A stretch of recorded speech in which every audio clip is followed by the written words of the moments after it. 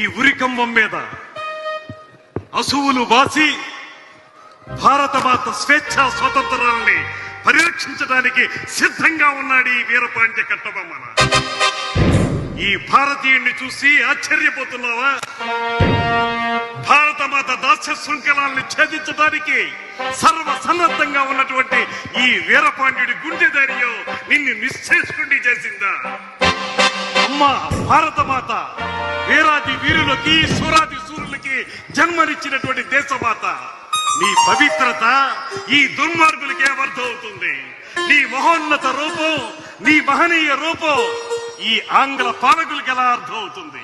వేలాది సంవత్సరాలకి క్రితమే ఈ జగత్కి వెలుగులు నింపినటువంటి నీ దివ్యత్వాన్ని ఈ దుష్ట పాలకులు ఎలా తెలుసుకోగలుగుతారు?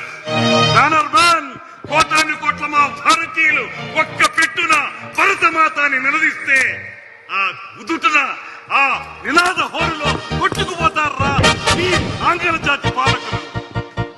బ్యానర్మ్యాన్, సాగనివ్వు, ఇంకా సాగనివ్వు, నీ దుష్టత్వాన్ని సాగనివ్వు, ఈ దుర్మార్గాన్ని కొనసాగనివ్వు.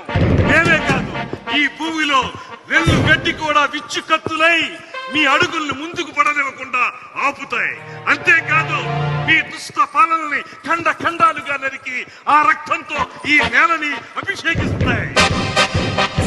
పాంచాల కురిచి వీరులారా, దేశ స్వాతంత్రం కోసం అసూలు బాసిన వీరాటి వీరులారా, మీ సాహసం, మీ పరాక్రమం, మీ ధైర్యం, మీ అమోఘ త్యాగనిరతి ఏ రకంగా శ్లాఘించగలను? మీరందరూ చూపించిన పరాక్రమం ఏ రకంగా బహుకృతులు ఇవ్వగలను?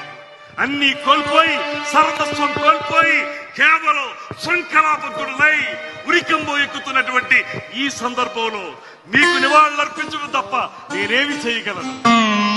సేనాని వీరయ్య దేవ, మీ యొక్క ప్రత్యేకత నన్ను పరవశింపజేస్తుంది.